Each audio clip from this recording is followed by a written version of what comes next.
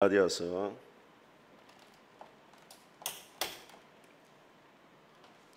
1장 1절에서 14절까지 한 절씩 교독합니다. 신약성경 304페이지 제가 읽겠습니다. 어리석도다 갈라디아 사람들아, 예수 그리스도께서 십자가에 못 박히신 것이 너희 눈앞에 밝히 보이거늘 누가 너희를 깨드냐.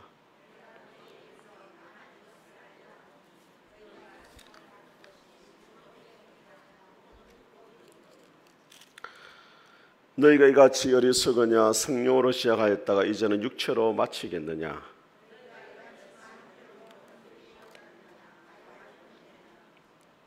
너희에게 성령을 주시고 너희 가운데서 능력을 행하신 이의 일이 율법의 행위에서냐 혹은 듣고 믿음에서냐.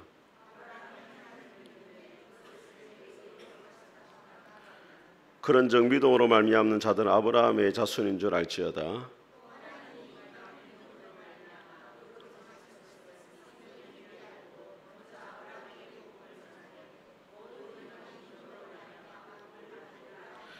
그러므로 믿음으로 말미암는 자는 믿음이 있는 아브라함과 함께 복을 받느니라.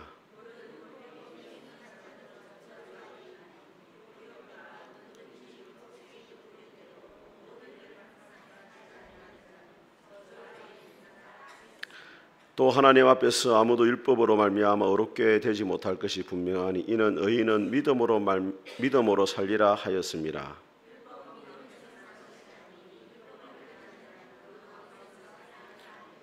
여러분이 한번 읽겠습니다. 13절 시작.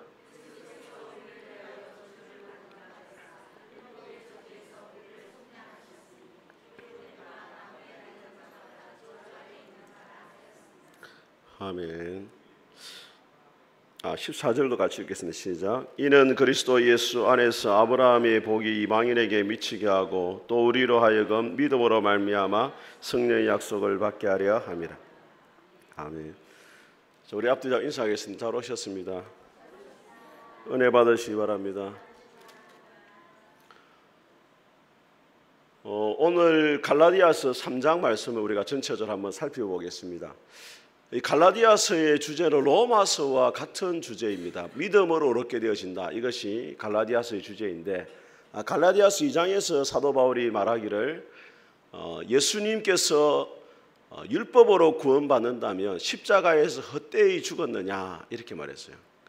인간의 행위로 구원을 받을 수 있다면 예수님이 십자가에 죽을 이유가 있겠느냐, 헛되이 죽었느냐 이렇게 이야기를 했습니다.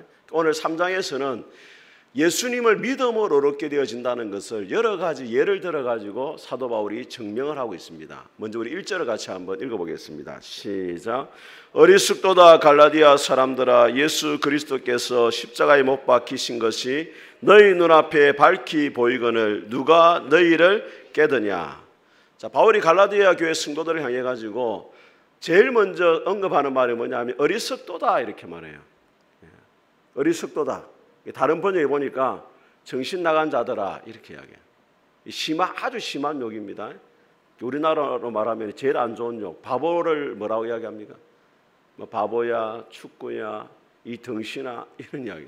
실제로 왜 그렇게 하냐면 예수 그리스도께서 십자가에 못 박히신 것이 너희 눈앞에 밝히 보인다 이렇게 말해요. 눈앞에 예수님이 십자가에 못 박힌 것을 보았다는 거예요. 그러니까 실제로 보았다는 것은 아닙니다. 자, 여러분들은 예수님의 십자가에 못 박히신 것을 보았습니까? 안 보았습니까? 예? 안 봤죠? 안 봤잖아요. 갈라디아 교회 성도들도 예수님이 십자가에 못 박히신 것을 보진 않았는데 바울이 지금 하는 말이 뭐냐면 예수님의 십자가의 죽음으로 구원받는다는 것이 충분하다는 것을 너희들이 밝히 알고 있지 않느냐 이 말이에요. 내가 전하는 복음을 통해 가지고 예수님의 십자가로 충분하다는 것을 너희가 알고 있음에도 불구하고 왜 거짓 선생들의 유혹에 넘어가 가지고 율법을 지킴으로 행위로서 구원을 받으려고 하느냐. 어리석도다 이렇게 이야기하는 거예요. 어리석도다.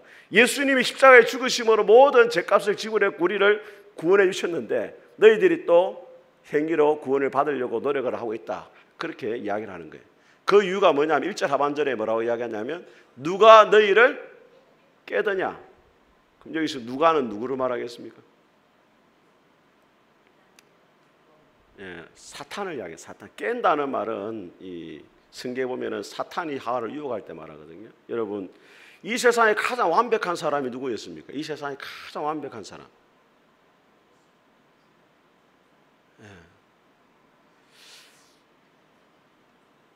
너무 쉬운 문제인데 이 세상에 가장 완벽했던 사람이 누구예요? 아담과 하와가 가장 완벽했죠. 아담과 하와는 죄가 아직 들어오기 전에 하나님이 완벽하게 하나님 형상으로 닮은 사람으로 지었단 말이에요. 가장 완벽하던 아담과 하와도 사탄의 게임을 받으니까 타락을 하게 되어집니다. 이스라엘 초대 왕이 사울 왕은 가장 겸손한 사람이었는데 처음에는, 근데 사탄의 게임을 받으니까 교만한 자가 되어지고 다윗을 죽이려는데 자신의 일생을 다 허비해요. 예수님의 제자였던 가룟 유다도 사탄의 게임을 받으니까 결국에는 타락을 합니다. 우리가 예수님을 믿는다는 것은 영적인 전쟁을 시작하게 되었다는 거예요. 한번 따라하겠습니다. 예수님을 믿는다는 것은 영적 전쟁을 시작하는 것이다. 여러분 조심해야 돼요. 사탄을 여러분들이 얕보면 안 됩니다.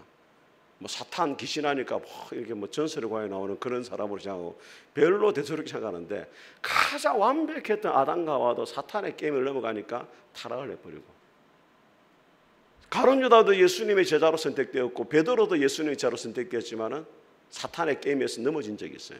그러니까 우리가 예수님을 믿는 순간에 뭐가 시작된다고요? 영적인 전쟁이 시작된다. 사탄의 이름은 크게 세 가지면, 사탄은 뭐냐면 대적하는 자라는 뜻을 갖고 있어요. 마귀는 무슨 뜻이냐면 비난하는 자, 이간질하는 자, 분리시키는 자라든. 아볼론이라는 뜻, 사탄의 이름도 있는데 그건 뭐냐면 파괴자입니다. 사탄이 하는 일이 뭐냐면 서로 대적하게 하고 비난하게 하고 이간질하고 분리하게 하고 결국에는 우리 영혼을 뭐냐면 파괴시키는 게 누가 하는 일이라고?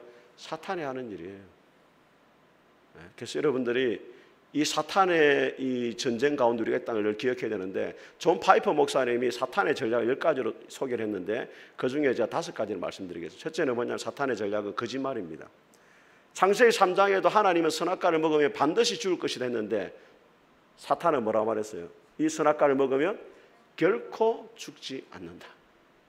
하나님의 말씀을 완전히 바꿔버렸어요. 사탄이 지금도 여러분에게 어떤 공격을 하느냐, 계속 거짓의 화살을 계속 쏘아 붙여요. 무슨 거짓의 화살을 쏘아 붙습니까? 하나님은 너를 사랑하지 않는다. 하나님은 너에게 절대 복을 주지 않을 것이고, 네가 과거에 이런 잘못을 했기 때문에 하나님은 네 기도를 절대 들어주지 않는다. 자꾸 거짓말을 해요. 여러분 안에 올라오는 생각들이 여러분 안에 올라오는 생각들 대부분이 하나님과 어울리지 않는 생각은 다 누가 주는 생각으로 생각해야 됩니까? 사탄이 주는 생각으로 생각해요. 여러분이 특히 상태가 별로 안 좋을 때 생각하는 거 있잖아요. 교회에 와서 예배 드리고 나서 생각하는 건 하나님 생각 가능성이 많아요. 집에 돌아가다가 막 신경질 나고 막 이럴 때 떠오르는 생각도 있잖아요. 그 대부분 누가 주는 거냐면 사탄이 주는 생각이 많습니다. 두 번째는 뭐냐면 사탄은 하나님의 일을 방해합니다. 데살로니가서 2장에 바울이 이렇게 말합니다. 내가 너희에게 여러 번 가고자 했지만 사탄이 길을 막았다. 이렇게 말해요. 사탄이 하는 일이 뭐냐면 하나님의 사역자를 대적하게 하고 하나님의 일을 방해합니다. 하나님의 일이 되지 못하도록 막아요. 그래서 여러분들이 기억해야 될 것은 사탄이 하는 일이 두 가지거든요. 여러분이 하나님을 대적할 때는 길을 잘 열어줍니다. 요나가 니느웨로 가려는 다시스로 도망갔잖아요. 그때 마침 내려가니까 뭐가 준비되어 있습니까? 배가 준비되어 있잖아요. 그러니까 여러분이 도망갈 때는 사탄이 잘 열어줘요, 길을. 그 길이 열린다고 다 좋은 게 아닙니다, 여러분. 이 길을 열어줄 때 사탄이 열어주는 건지 하나님이 열어주는 건지 분별해야 돼요. 또 사탄이 하는 일이 뭐라고? 하나님을 뭐 한다고요? 방해한다는 거예요. 세 번째는 뭐냐면 여러분 하여금 시험에 들게 합니다. 성도들이 제일 시험 잘 드는 원인 중에 하나가 뭡니까? 목사한테 섭섭해가지고 다 시험. 교회 와 시험 드는 이유가 목사한테 섭섭해가지고. 근데 여러분, 그 시험에 들게 하는 결과적으로 그 누가 들게 하는 게 아니라 사탄이 들게 한다는 걸 기억해야 됩니다. 여러분이 시험에 들었다면 누가 들게 한 겁니까? 제가 들게 한 게 아니고 누가 들게 했다고요? 사탄이 들게 한 거예요. 그러니까 언제 시험에 듭니까, 여러분이? 예수님이 사탄에게 유혹받을 때가 언제였습니까? 성도들은 생각할 때 은혜가 떨어지면 시험 든다 이렇게 생각하는데, 은혜가 떨어진 것 자체가 이미 시험이기 때문에 더 이상 사탄이 건들 필요가 없어요. 지가 알아 넘어지기 때문에 건들 필요가 없어요. 집 아래 지가 넘어져요. 그 사탄이 안 건듭니다.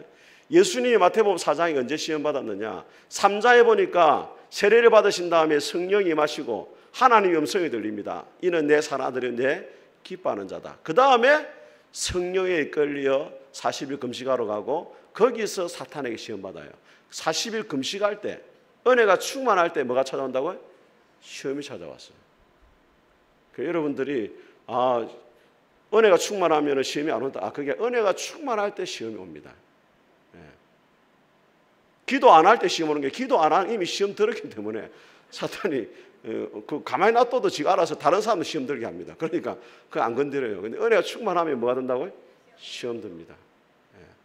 자, 네 번째는 뭐냐면 하나님의 말씀을 빼앗아가고 신앙을 죽이는 일이에요. 마가복음 4장에 보니까 예수님이 씨 뿌리는 비유를 이야기하거든요. 길가밭에 뿌려졌다는 것은 뭐냐면 마귀가 말씀을 빼앗는 것이요, 이렇게 돼 있어요. 지난번에 김성우 선교사님 이야기했잖아요. 오셔가지고 성도들은 예배 시간에 목사를 쫙 쳐다보고 있으니까 말씀을 잘 듣는 것 같은데 물어보면 하나도 모른다요. 실제로 여러분이 저를 쳐다볼 때가 여러분이 다 말씀을 잘 듣는 게 아니라는 거죠. 머릿속으로 이제 온갖 생각하는데 그 온갖 생각을 누가 집어넣는 겁니까? 사탄이 말씀이 못 들어가도록 빼앗아가는 거예요. 이렇게. 예, 믿음은 들음에서 난다 되어 있거든요. 그 말씀을 쫙 들으면 뭐가 생깁니까? 믿음이 생기고 구원을 받으니까 못 받게 하려고 사탄이 말씀을 뭐 한다고요? 빼앗아가요. 그 말씀을 빼앗아가는 또 하나의 관계가 뭐냐면 목사와의 관계가 안 좋아지게 만들어요. 괜히 목사님을 서운하고 괜히 목사님이 하는 게 믿고 자꾸 그렇게 관계를 깨뜨려요.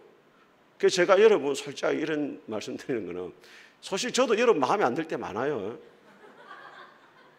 근데 제가 직접적으로 여러분한테 마음에 안 든다 말 안 합니다. 잘. 왜 안 합니까? 성도들은 막 서운하면 찾아와가지고 목사님 서운하다면서 오만 때문에 저도 여러분한테 할 말 많아요. 근데 다 참아요. 저는. 왜? 관계가 깨지면은 강단에 섰을 때 제가 은혜를 끼칠 수가 없기 때문에 온갖 제가 여러분들이 마음에 안 드는 것도 있고 때로는 김영석 목사에 대해서 안 좋게 이야기하는 것도 듣고 또 그런 일도 있지만은 제가 말을 안 해요. 그래도 강단에 섰을 때 은혜를 받고 변화가 됐으면 좋겠다. 이런 마음으로 제가 말 안 하는 거지. 우리 목사님 뭐 사랑이 없고 성도들 잘못된 지적을 안 하고 지적을 해가지고 여러분이 시험 안 될 것 같으면 제가 벌써 이야기했죠. 여러분이 그런 수준이 안 되니까 그냥 말 못 하는 거나.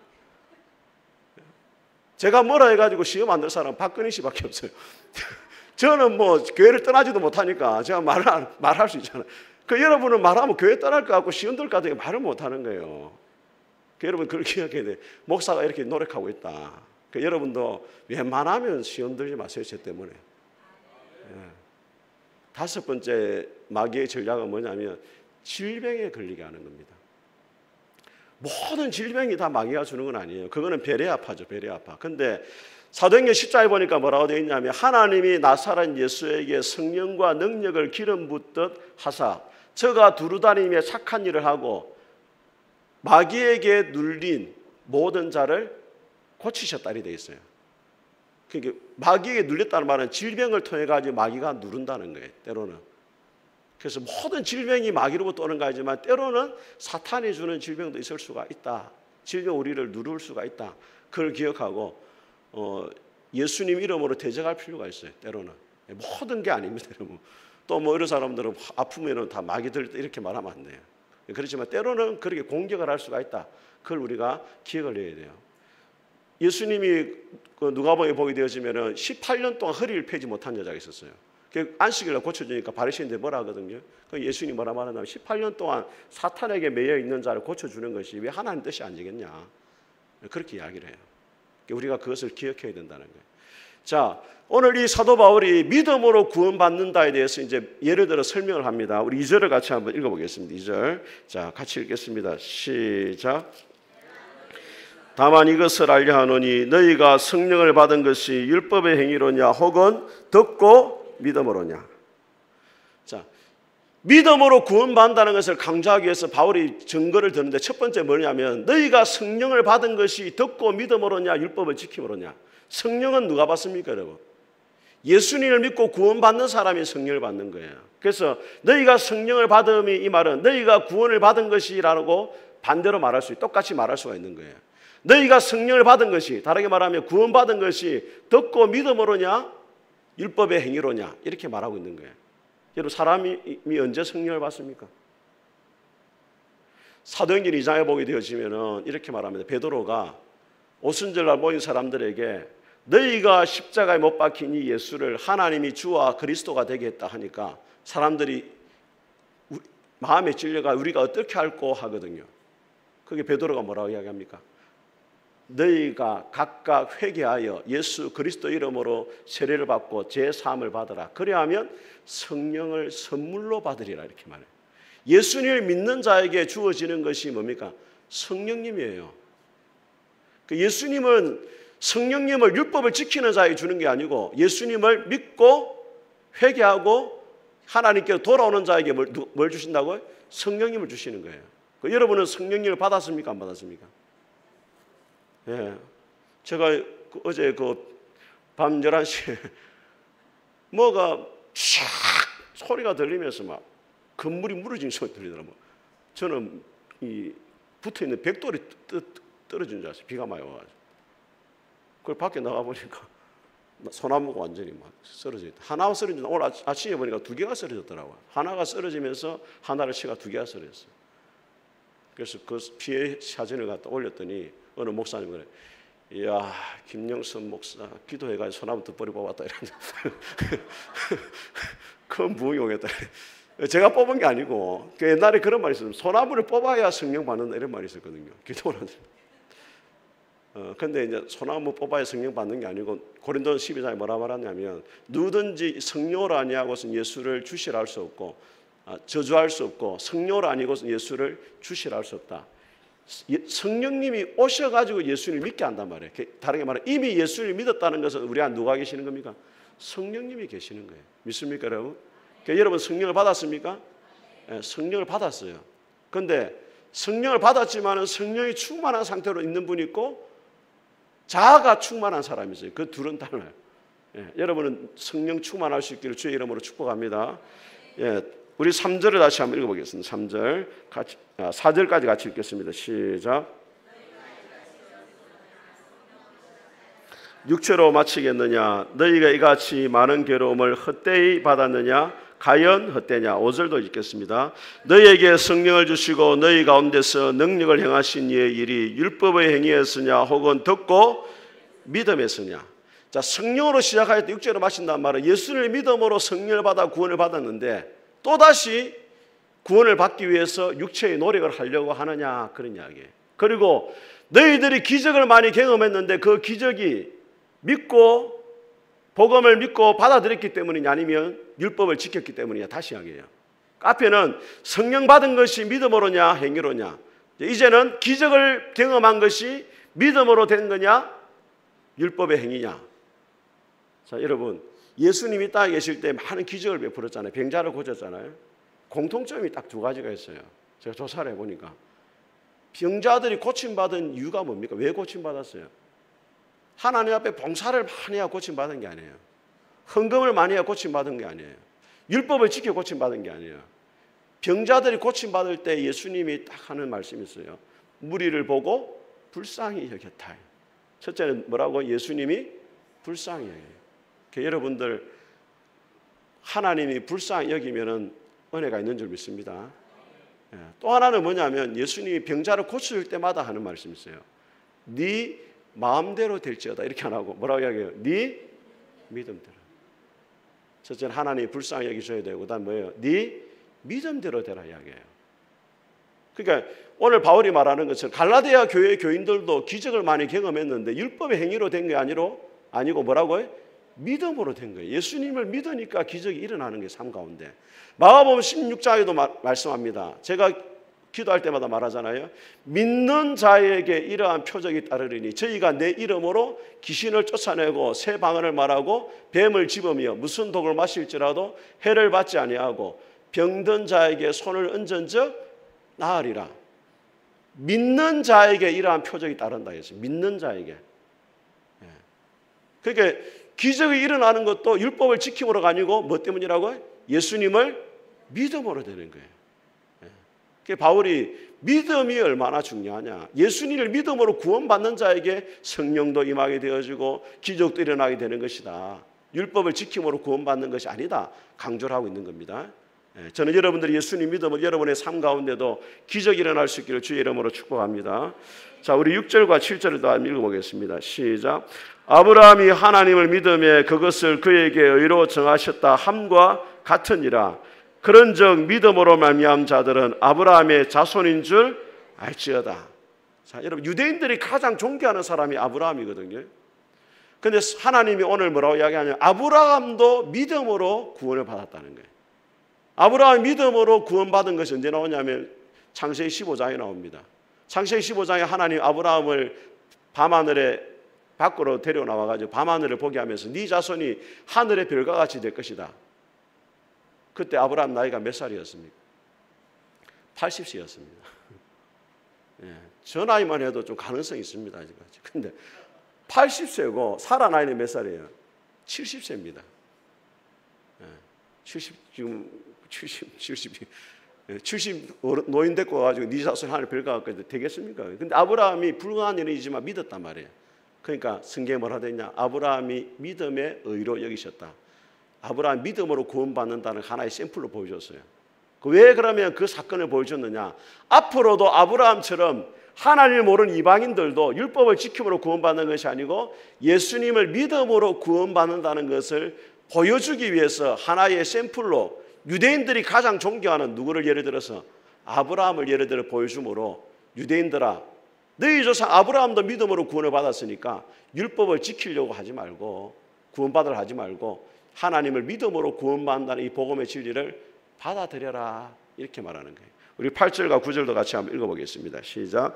또 하나님이 이방을 믿음으로 말미암아 의로 정하실 것을 성경이 미리 알고 먼저 아브라함에게 복음을 전하되 모든 이방인이 너로 말미암아 복을 받으리라 하였느니라. 그러므로 믿음으로 말미암는 자는 믿음이 있는 아브라함과 함께 복을 받느니라.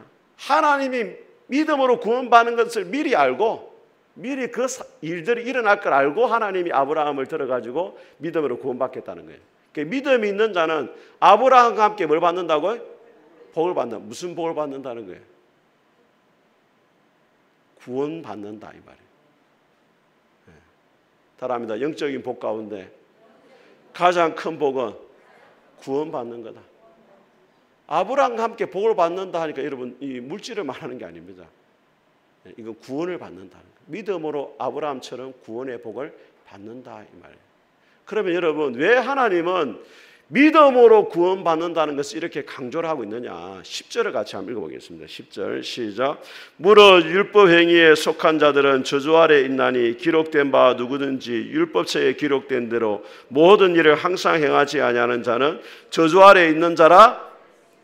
자, 여기 보면은 율법을 지킴으로 구원받는 자고 하는 자는 뭐 아래 있다고요? 저주 아래 있어요. 왜? 따라합니다. 모든 일을 항상 행하지 않는 자는 저주를 받는다. 자, 여러분 율법이 좋은 겁니까? 나쁜 겁니까? 좋은 거예요. 십계명은 좋은 겁니다. 율법을 대표한 십계명. 그런데 이 율법을 모든 율법을 지킬 수 있는 사람은 없고 또 모든 율법을 하루는 지킬 수 있지만은 항상 지킬 수 있는 사람은 더더욱 없단 말이에요. 율법으로 지켜가지고 구원을 받을 수가 있어요. 그런데 그럴 사람이 있다 없다? 없기 때문에 문제가 되는 거예요. 여러분 하루에 몇 번 죄 짓습니까? 네? 하루에 몇 번 죄 져요? 네. 최소 3번 죄 진다 생각해보세요. 한번 3번. 하루에 3번만 죄 지으면 1년에 몇 번 짓습니까? 365일이니까 1000번 짓겠죠. 1년에 1000번을 짓는다면 그럼 70년 삶에 몇 번 짓는 거예요? 7만 번 죄 짓는 거예요. 그런 사람이 구원을 받을 수 있겠습니까, 여러분? 하루에 3번만 지어도 그렇죠. 3번만. 여러분 지금 예배 드리면서 죄 지을 수 있어요, 지금. 근데 바울이 말하고 있는 게 뭐냐면 율법을 지킴으로 구원을 받을 수 있는데 율법을 지킬 수 있는 자가 아무도 없다는 거예요. 그러니까 율법을 지킴으로 구원받으려 하는 자는 이미 뭐 아래 놓이게 된다? 저주 아래 놓이게 된단 말이에요. 율법을 못 지키니까 결국에는 저주 아래 있단 말이에요. 그러니까 무슨 저주를 받느냐? 신명기 28장에 보니까 말씀대로 못 사는 자에게는 저주가 임하는데 성읍에서도 저주를 받고 들에서도 저주를 받고 네 강주리와 떡그릇이 저주를 받고 네 몸의 소산과 땅의 소산과 우양의 새끼가 저주를 받고 나가도 저주를 받고 들어봐도 저주를 받고 율법대로 구원을 받고자 하는 자는 지금 현재 어느 곳에 있든지 뭐 아래 있다고요? 저주 아래 있다는 거예요. 여러분 예수님 믿지 않는 저 사람들 있잖아요. 잘 사는 것처럼 보이지만 어디 아래 있는 겁니까? 하나님의 저주 아래 있어요. 현재. 앞으로 어떻게 되느냐? 앞으로도 영원한 저주에 들어갑니다. 마태복음 25장 예수님이 뭐라 말하냐면 저주를 받은 자들아 마귀와 그의 사자들을 위해 예비대한 영원한 불에 들어가라. 이 땅에서도 저주를 받고 나중에는 죽어서 지옥의 영원한 저주를 받는단 말이에요. 뭐 때문에? 하나님 앞에 말씀대로 살지 못하는 죄 때문에 율법대로 살지 못하기 때문에 그 저주를 받는다는 거예요. 그래서 저와 여러분들도 율법대로 하면은 뭘 받아야 됩니까? 저주를 받아야 돼요. 이럴 때는 전혀 아멘 안 하더라고요. 그래서 우리 대신 누가 저주를 받았습니까? 예수님이 저주를 받아야 된단 말이에요. 13절을 같이 읽겠습니다. 시작. 그리스도께서 우리를 위하여 저주를 받은 바 되사 율법의 저주에서 우리를 속량하셨으니 기록된 바 나무에 달린 자마다 저주 아래 있는 자라 하였습니다. 여러분 예수님이 어디서 돌아가셨어요? 십자가에서 돌아가셨잖아요. 로마 시대에 예수님이 계셨는데 로마 시대에 사형법이 많았습니다. 돌에 맞아 죽는 사람도 있고 목을 매달아 죽기도 하고 칼로 죽이기도 하고 맹수에게 밥이 되도록 던져주기도 하고. 그런데 왜 예수님은 이 여러 가지 사형 방법 중에서 꼭 십자가에 죽어야만 했느냐?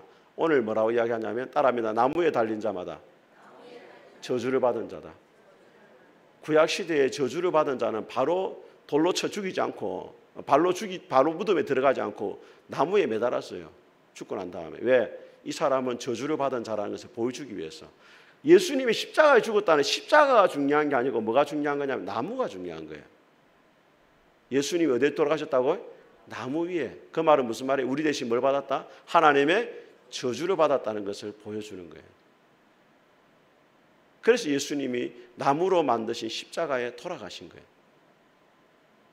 그런데 여러분 로마서 8장은 뭐라 말하냐면 그리스도 예수 안에 있는 자에게는 결코 정죄함이 없나니 이는 생명의 성령의 법이 죄와 사망의 법에서 우리를 해방하였습니다. 예수님을 믿는 자는 저주를 받지 않아요. 왜? 누가 대신 저주받았기 때문에? 예수님이 저주를 받았기 때문에. 그러니까 여러분들은 절대 저주를 받지 않습니다. 여러분. 믿습니까 여러분? 그러면은 예를 들어서 번개가 치거나 또 태풍이 오거나 이래가지고 믿는 사람도 어려움을 겪을 수 있잖아요. 그건 저주가 아니고 뭐라고요? 고난입니다. 고난. 불신자에게는 저주고 그것이 믿는 자에게는 뭐예요? 고난이에요. 여러분 애굽에 심판할 때 하나님이 10가지 재앙을 내릴 때 처음에 3가지 재앙은 애굽과 이스라엘 백성들이 같이 받았습니다. 그런데 애굽에게는 저주예요. 그런데 하나님의 백성 이스라엘에게는 뭐예요? 고난이에요. 뭐 하라고? 하나님께 돌아오라고. 빨리 하나님을 찾고 하나님께 구원받으라고 하나님 주신 거란 말이에요. 그 둘이를 구분할 수 있어야 돼요. 이해가 되십니까 여러분? 한때 한국 교회에 가게에 흐르는 저주를 끊어라 이런 책이 있었습니다. 가게에 저주가 흐르고 있다는 거예요. 저주가. 그 예수님 믿어도 그 저주를 끊어야 된다는 거예요. 그 무슨 이야기냐면 자 예를 들면 이런 겁니다. 저희 아버지가 위암으로 돌아가신 때가 언제냐? 제가 초등학교 졸업을 하고 그해 2월 달에 아버지 그 환갑잔치가 있었습니다. 환갑잔치. 환갑잔치를 했어요. 근데 그해 7월에 돌아가셨거든요. 그럼 제 나이가 그때 중학교 1학년 때고 아버지가 환갑잔치 한 61살이잖아요. 위암으로 돌아가셨단 말이에요. 근데 놀라운 거는 저희 큰형님이 거의 그 나이에 위암이 딱 걸리더라고. 그러니까 믿지 않는 자리 볼 때는 이게 가게에 흐르는 저주라 볼 수 있거든요. 예. 그죠? 너무 고개를 너무 끄덕이면 좀. 근데 여러분, 물론 이제 유전자적으로 그런 일이 일어날 수 있어요. 근데 그걸 저주라 볼 수는 없고, 고린도서 5장 17절에 뭐라 말하고 있냐면, 누구든지 그리스도 안에 있으면 새로운 피조물이라. 이전 것은 지나갔으니 보라 새 것이 되었도다. 절대로 여러분에게는 이제 저주라는 건 없습니다. 여러분 믿습니까? 여러분, 예수님이 십자가에 돌아가셨기 때문에 예수님이 저주를 다 짊어지셨어요. 여러분에게는 뭘 주시느냐? 하나님의 은혜와 복만 주시는 줄 믿습니다. 근데 그것을 자꾸 사탄이 그런 교묘한 말로 우리를 유혹하고 넘어지게 만들고 올가매는 거예요. 네가 저주를 끊어야 된다. 예수님 믿으면서도 절대 그렇지 않습니다. 주님 이미 저주를 끊은 줄 믿습니다. 저는 여러분들이 율법의 모든 저주에서 해방시킨 십자가를 바라보고 주님 안에서 참된 자유와 복을 누리며 살아갈 수 있기를 주님의 이름으로 축복합니다. 우리 찬송하겠습니다. 찬송가 151장 찬송하겠습니다.